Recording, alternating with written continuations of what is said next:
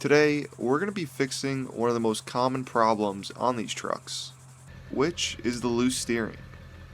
And before you spend any money on a new steering box, I'd take a look at the drag links first, which is exactly what we're going to be replacing in today's video. I'm going to cover everything from torque specs to getting the wheels centered again once the job is done. Tool-wise, this job's pretty straightforward.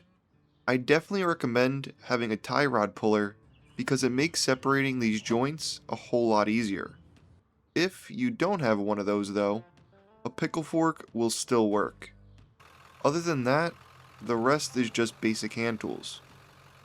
I'll leave links to the tools that I used down in the description if you're interested. With that out of the way, let's get started on the driver's side. First, the cotter pin needs to be removed. They can be pretty stubborn.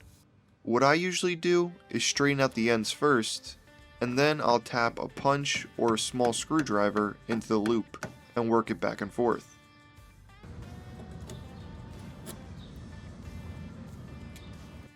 Sometimes it comes out in one piece, other times not so much. But from there, the castle nut can be loosened. Once it's loose, I recommend keeping it threaded flush with the stud. That way, when the drag link pops loose, it doesn't go flying off. Especially since removing it from the pitman arm takes a decent amount of force. I tried using the pickle fork for a while, but it just wasn't working for me. So I switched to the puller instead. Once I had some pressure on the stud, I gave the side of the pitman arm a couple of solid hits in this area, which worked surprisingly well. But before taking anything off, I wanted to mark how far this drag link is threaded in. This will help get the new part somewhere in the ballpark. From there, we can loosen one side of the adjustment sleeve. If it's hard to spin out due to rust, you can also use a pipe wrench to spin it free.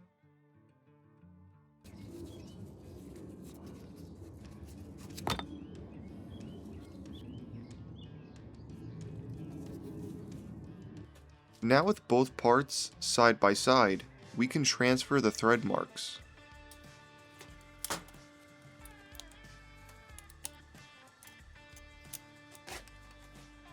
This doesn't have to be perfect, since it doesn't affect your toe angle like tie rods do. It mainly changes where the steering wheel sits, which we're going to fix at the end anyways.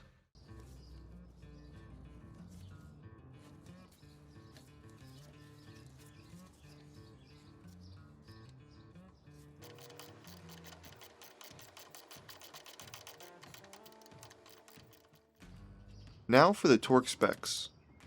For my F350, the torque specs are 52 to 74 foot-pounds. I'd still recommend double checking the specs for your own truck.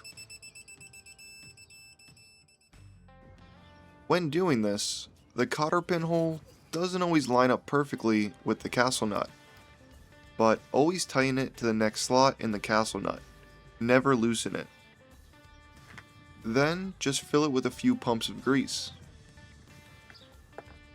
As for the adjustment sleeve bolts, they get torqued to 29 to 41 foot-pounds, but I'm not going to tighten it yet because I still want to make sure that my steering wheel is straight. One thing that I do want to mention though, is I'm not going to cover the passenger side step by step, because it's basically the same job. The only difference for me was that the pickle fork actually worked a lot better on this side, and when unscrewing it, it's reverse threads.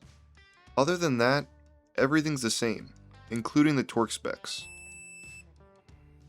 Finally, let's cover how to adjust the steering wheel. Both of the adjustment sleeve bolts will have to be loosened for this.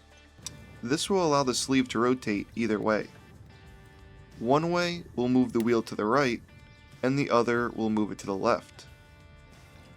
If you got your measurements close, you probably won't have to adjust it very much. It took me a couple of tries to get it perfectly centered. After making an adjustment and tightening both bolts to 29 to 41 foot-pounds, I went for a short drive to see if the steering wheel was straight. From there, I made some adjustments as needed. And I can say for sure, after driving this thing for a few weeks, the steering feels much tighter. So that's really all there is to it. Hopefully this helps you if you're replacing the drag links on your own truck. And if you're looking for more OBS Ford repair videos, I've got plenty more here on the channel.